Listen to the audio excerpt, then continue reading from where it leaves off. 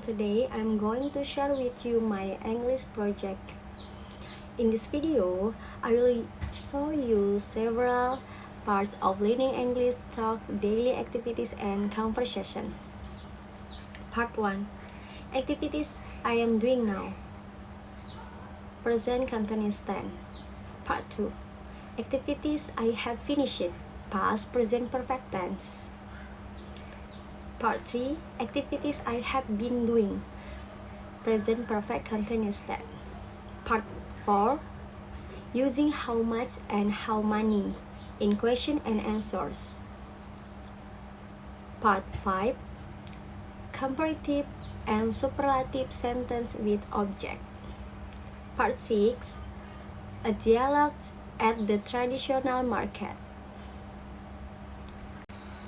Now, I'm going to talk about 3 different tenses. Present continuous, present perfect, and present perfect continuous. I will also show you some examples based on my daily activities. First, the present continuous tense. We use the present continuous tense to talk about something that is happening right now, yang sedang terjadi saat ini. For example, right now I'm writing my English assessment. I am drinking a cup of coffee because it helps me stay focused. And I'm listening to music while studying. The sentence describes actions that are happening at this exact moment. Next, the present perfect tense.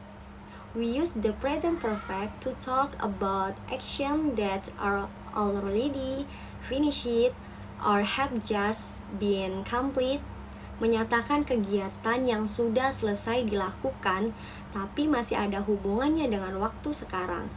For example, I have written my English assessment and I feel proud of it.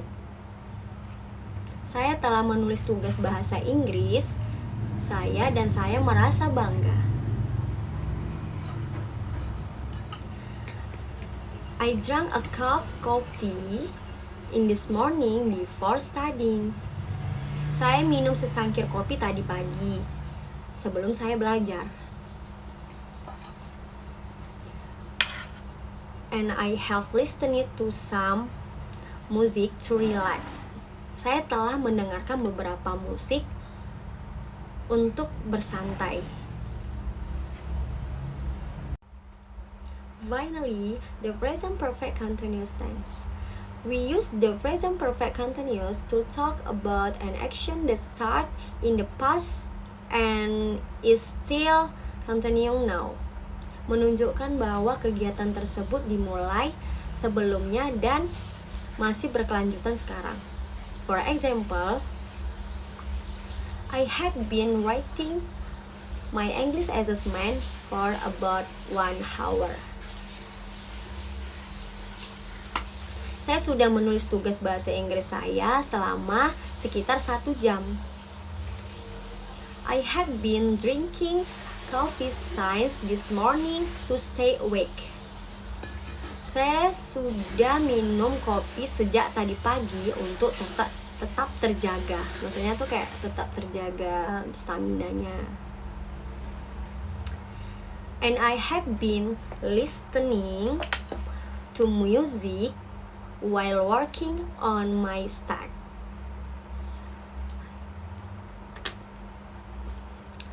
Saya sudah mendengarkan musik sambil mengerjakan tugas. Next, I'm going to talk about the difference between how much and how many. We use both to ask about quantity, but they are used different situations. We use how many For things that we can count, benda yang bisa dihitung. Things that have a plural form, like books, apples, or chairs. For example, how many books do you have? I have 5 books. Ada berapa buku yang kamu miliki? Saya mempunyai 5 buku. Nah, buku itu bisa dihitung kan? And other example, how many students are in your class? They are 30 students in my class. Ada berapa siswa atau murid di dalam kelasmu? Mereka ada 30 siswa di kelasku. Now, we use how much for things that we cannot count. Benda yang tidak dapat dihitung. Things that are uncountable, like water, sugar, and money. For example, how much water do you drink every day? I drink about 2 liters of water a day. Berapa banyak kamu minum air dalam setiap hari? Saya minum 2 liter per hari. And other example, how much money do you have? Ada berapa banyak uang kamu? I have 20,000 rupiahs. Saya mempunyai 20.000 rupiah.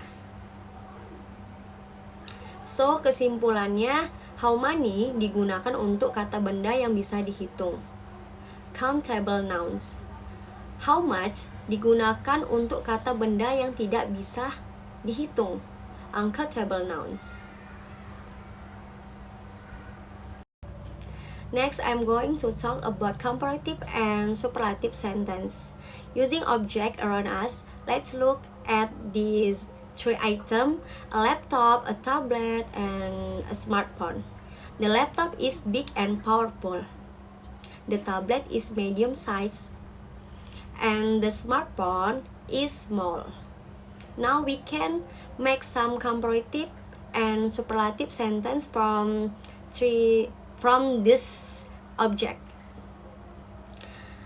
The comparative sentence, we can say the laptop is heavier than the tablet.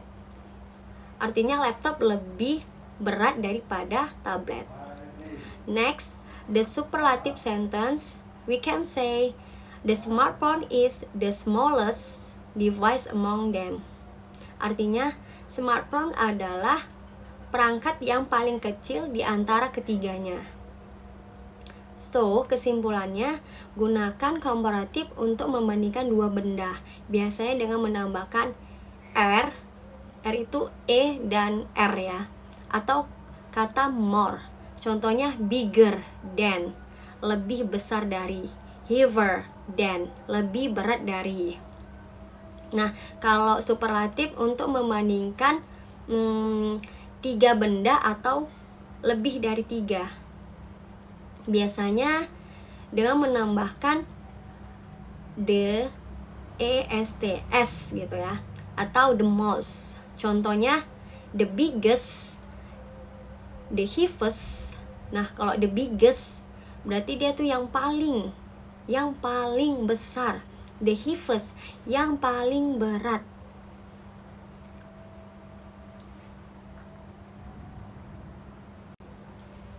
Next, I'm going to show you a short conversation that usually happens in a traditional market. In this dialogue, we will talk about uncountable items, benda-benda yang tidak dapat dihitung, their measurements, ukuran atau takarannya, and bargaining prices, cara menawar harga barang. Let's begin the conversation.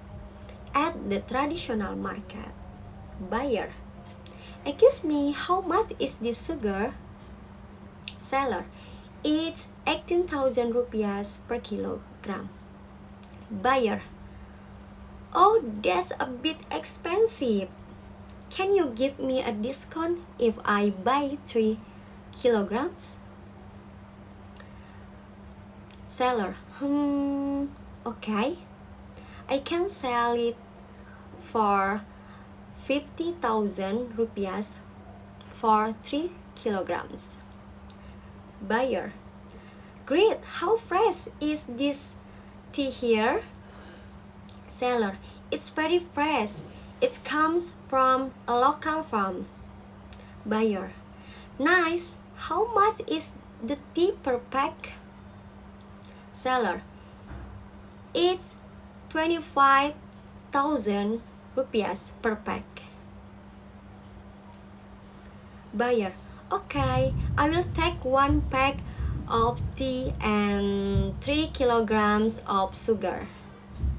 Seller: sure, that will be 75,000 rupiahs in total. Buyer: alright, here's the money. Thank you. Seller: you're welcome. Have a nice day. Percakapan seperti ini sering terjadi di pasar tradisional, terutama saat membeli bahan sehari-hari seperti gula, beras, teh, atau tepung. Kita bisa menggunakan how much untuk menanyakan harga benda yang tidak bisa dihitung satu persatu. Seringkali kita melakukan tawar-menawar untuk mendapatkan harga terbaik, ya kan? Oke. Thank you for watching. Nice to meet you. Bye.